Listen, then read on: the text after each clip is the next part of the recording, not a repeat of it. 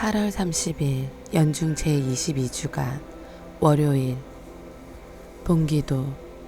모든 선의 근원이신 하느님, 저희에게 하느님을 사랑하는 마음을 심으시어 생생한 믿음으로 은총의 씨앗이 자라나 하느님의 도우심으로 좋은 열매를 맺게 하소서. 성부와 성령과 말씀의 초대. 바오로 사도는 주님께서 하늘에서 내려오실 때 죽은 이들이 살아나고 산 이들이 공중에서 주님을 맞이하여 늘 주님과 함께 있을 것이라고 한다. 예수님께서는 나자렛 회당에서 이사야 예언자의 두루마리를 펴시고 주님의 은혜로운 해를 선포하신다. 제1독서. 하느님께서는 예수님을 통하여 죽은 이들을 그분과 함께 데려가실 것입니다. 사도 바오로의 테살로니가일서 말씀입니다. 형제 여러분, 죽은 이들의 문제를 여러분도 알기를 바랍니다.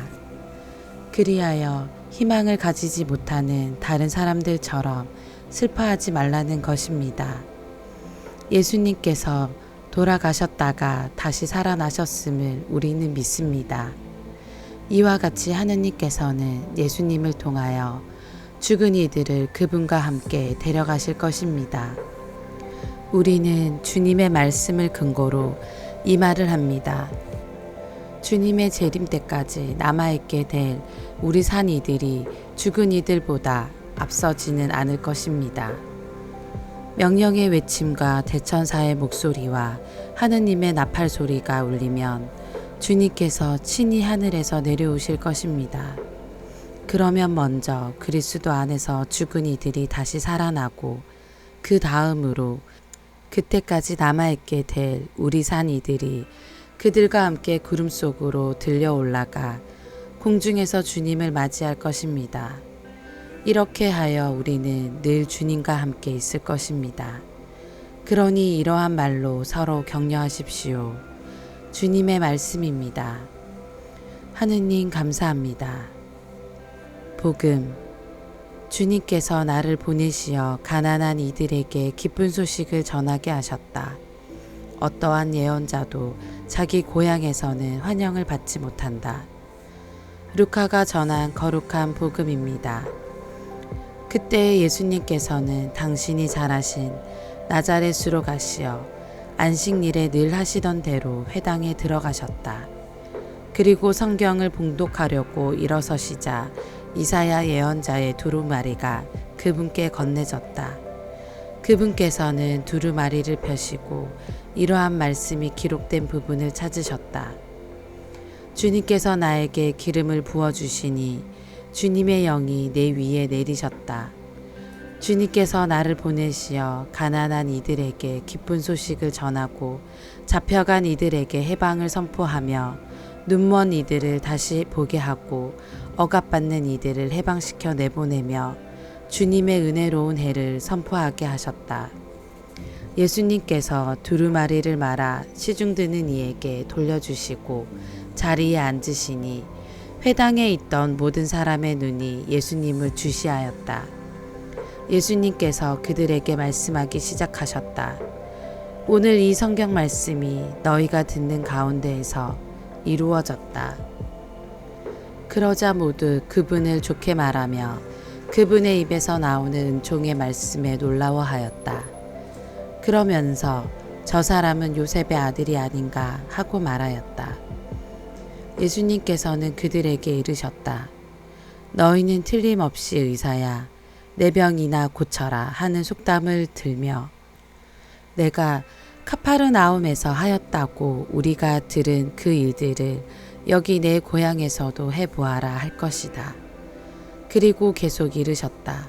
내가 진실로 너희에게 말한다. 어떠한 예언자도 자기 고향에서는 환영을 받지 못한다. 내가 참으로 너희에게 말한다. 3년 6개월 동안 하늘이 닫혀 온 땅에 큰 기근이 들었던 엘리야 때에 이스라엘에 가부가 많이 있었다. 그러나 엘리야는 그들 가운데 아무에게도 파견되지 않고 시돈 지방 사렙타의 가부에게만 파견되었다. 또 엘리사 예언자 시대에 이스라엘에는 나병 환자가 많이 있었다. 그러나 그들 가운데 아무도 깨끗해지지 않고 시리아 사람 나아만만 깨끗해졌다. 회당에 있던 모든 사람들은 이 말씀을 듣고 화가 잔뜩 났다. 그래서 그들은 들고 일어나 예수님을 고을 밖으로 내몰았다. 그 고을은 산 위에 지어져 있었는데 그들은 예수님을 그 벼랑까지 끌고 가 거기에서 떨어뜨리려고 하였다. 그러나 예수님께서는 그들 한가운데를 가로질러 떠나가셨다. 주님의 말씀입니다. 그리스도님 찬미합니다. 오늘의 묵상. 루카 복음사가는 예수님의 공생활 이전의 모습을 길게 소개한 뒤에 세례와 광야에서의 유혹 그리고 갈릴레아의 정교 이야기로 예수님의 공생활을 소개합니다. 예수님께서는 갈릴레아의 여러 회당에서 정교 활동을 시작하셨는데 주로 나자렛과 카파르나움을 중심으로 하여 갈릴레아 호수 주변에서 활동하셨습니다.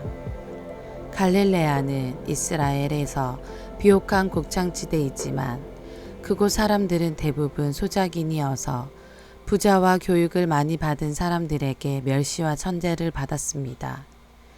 종교 지도자들은 이들을 죄인으로 낙인 찍고 상종하려 들지도 않았습니다.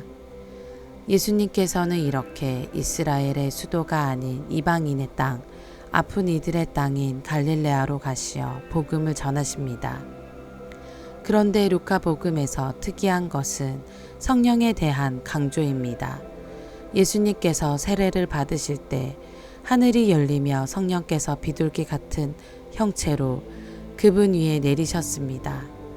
또한 예수님께서는 성령으로 가득 차 요르단 강에서 돌아오시고 성령에 이끌려 광야에 가시어 유혹을 이기시고 그 성령의 힘을 지니고 갈릴레아로 돌아가시어 복음을 전하기 시작하십니다. 주님께서 나에게 기름을 부어주시니 주님의 영이 내 위에 내리셨다는 이사야 예언자의 말처럼 예수님께서는 기름 부음 받으니 곧 메시아가 되시어 이스라엘 백성뿐 아니라 온 인류에게 구원의 복음을 선포하십니다. 가난한 이, 빚 때문에 투옥되거나 잡혀서 유배당하니 육체뿐 아니라 마음까지 어둠 속에 있는 눈먼이, 사회적으로 짓밟히고 억압받고 소외된 약한 이들, 고통에 울부짖는 이들에게 구원의 손을 내미십니다. 예수님께서는 하느님께서 이들과 함께 계신다라고 말씀하시며 그들을 불쌍히 여기시고 그들을 살리십니다.